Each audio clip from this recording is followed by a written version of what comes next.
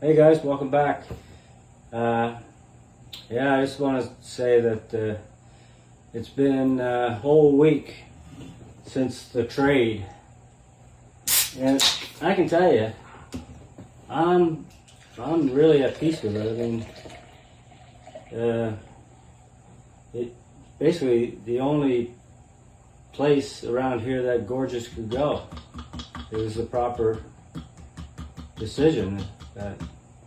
And you know, without Bruce, I don't know. I just thanks again, Bruce. I mean, it means a lot. So, guys, I want to take you on a couple trips in the time tunnel. Cheers. In the time tunnel. It was a show back in the 60s. I always watched it. Mid-60s. They could go back in time or they could go to the future, whatever. But for this first trip, we're going to go into the future. So step into the tunnel with me. I promise I'll get you all back. You're not going to be stuck anywhere. Okay, so we're going to step into the time tunnel. I'm going to punch in the buttons for the year that we're going to. And the year is going to be 2065. That's 40 years from now. Of course, I won't be here. I'll be in the great beyond. But Bruce will be here. Yeah, he'll be here. He'll be about 73. And he'd be sitting down talking to his nephews. Yeah. Explaining to them, you know, why he couldn't part with Gorgeous. Just couldn't do it. You know, and the nephews being curious, you know, they said, well, Uncle Bruce, why? Why couldn't you ever part with it? Well, Bruce looks at them and says, because I made a promise. I made a promise to Ron I wouldn't do it. So I thank you, Bruce.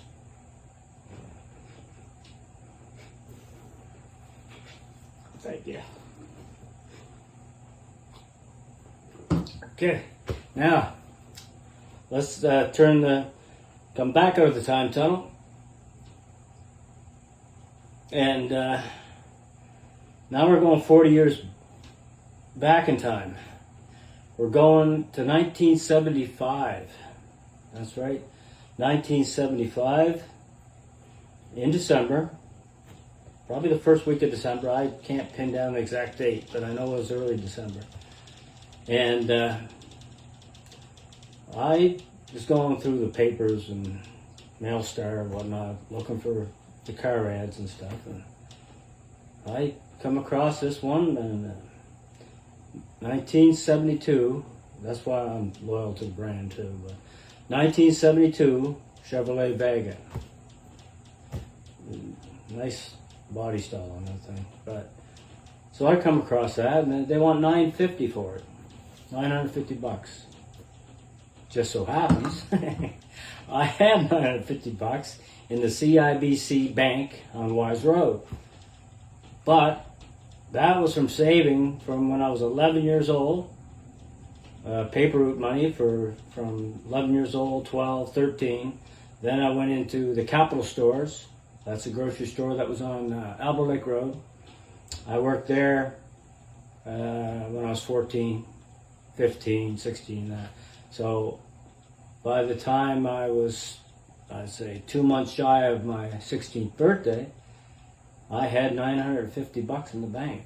And that was the right number to buy the Vega. So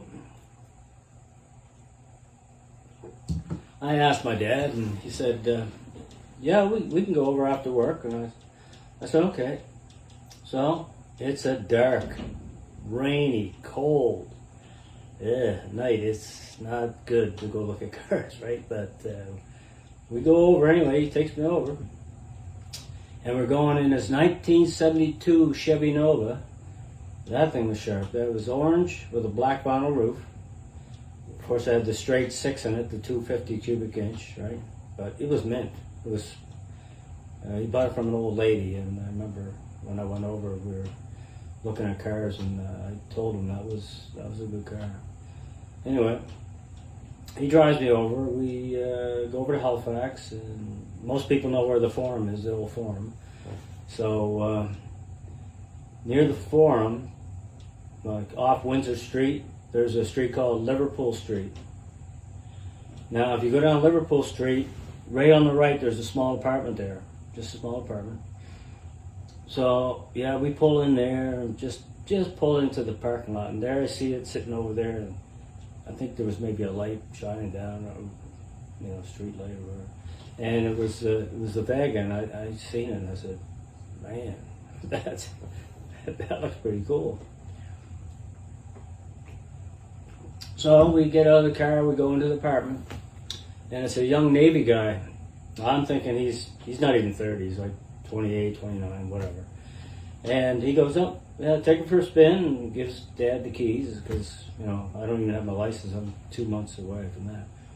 So we go out, hop in it, starts right up, pull out of the parking lot, go. We didn't even take it on the highway. We just go down one street, over another street, down, back. We're only out there maybe 5 minutes. We come back, and Dad says, "What do you think?" I said, "This is it. This is one." He said, "Okay." And I went and cut the check for it, and the guy was good with that. And next thing you know, it was Dad drove it back in a few days' time, and it was sitting in back of the house in the driveway. And that's my first car, and it was a Chevrolet. Man, I didn't know if I'd ever get back to a Chevrolet, but I did, thanks to Bruce. So, without any further delay, let's go look at this beauty that Bruce bought.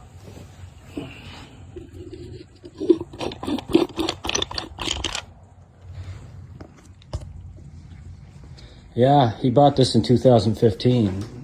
I think it only had 16,000 kilometers on it, I believe. And it's got 38,000 now, but, it's got, so there she is there. I'll turn on the light. She got, I think it comes with 300, it's a V6 paddle shifter. Comes with about 323 horsepower. Bruce put the K&N cold air kit on it, so that conservative wise, it would probably put it up to 333 horsepower.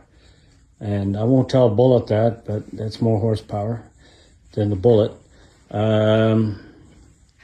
Let's see, the Bullet does have more foot-pounds of torque. It's got 325 foot-pounds of torque, 315 horsepower. This one has 278 foot-pounds of torque and probably around 333 horsepower. So, yeah, it's a convertible, 2012. And I already started putting on the wall the RS symbol. My projector fucking cabbed out. I never got to put the Camaro underneath, but I'll buy another projector. There's a back. You can see the RS logo there. It's just the style on this car. I mean, Bruce's taste in cars when he bought this was bang on, just like it is with the one he just bought, the SS he bought. But no, this is 5 times better than what I was gonna buy. I was gonna buy an old British sports car TR6 like I did in the old days, but it would have been a lot of trouble. This one here is gonna be a lot less maintenance. I'll take you into the cabin here and show you around. It's a nice place to be. You can see the kilometers there on it. So it was never winter driven. Underneath is just a spick and span. There's not a rust pit on it underneath at all. The back seat is kind of tiny, but I hope to get Arthur in there in the summer in his car seat and take him for a spin with his mom. Bruce even threw in a camera to record all my drives, just in case somebody causes an accident, to me. Yeah, so it's got the, you see the paddle shifters here, one on the right and left for down and upshift. You put it down into M for manual shifting mode. So that'll be fun to try that out. But yeah, I'm not gonna run the snot out of it. I'm just gonna, you know, bring up the revs a bit. And, well, let's pop the hood. I'll show you what I spent 8 hours on the engine bay to detail it because I can't stand any dirt on my cars. So the convertible roof cleaned up good too. Can't stand dirt on my car, so I spent 8 hours cleaning the K&N filter, all that, everything. I took all the undercoating that was there. Just a sec now. All the undercoating that was all around everywhere, I took it all off and polished the paint. So there's what we got. We got, you know, got your fuse box there. Now this was all, whoever undercoated this undercoated all that with greasy old undercoat. I took all that off. Cleaned up all underneath there. All the plenum's clean too underneath there too that you can't see. That's just a plastic cover, right? The K&N, I took that all apart. I took the throttle body off and I cleaned it with throttle body cleaner. And I took the map sensor out and I cleaned that with the map sensor cleaner. I washed the filter, let it dry overnight, and then recharged it with the red oil. So that's all done. It's perfect. It's going to be great for the spring. When I take it out in May, yeah. So what else did I do to it? I got to top up the power steering is under this. It's just a bit low. Yeah, not much. Just down a tad. So yeah. So that's it there. He added the only thing he added was the splitter. That you see that splitter on the front there. That's what Bruce added, him and his father. And it really makes it look sharp in the front. Really sharp. And fairly new tires on it. Well, they're not many miles on them, but they're probably 7 years old. But the tread is good. And, you know, I'm going to do some stuff to it. I'm just going through it now. I've only really detailed it. I did the clay bar on the hood and put the polish on the hood. I still got to put some butter wax on it. I use this stuff here.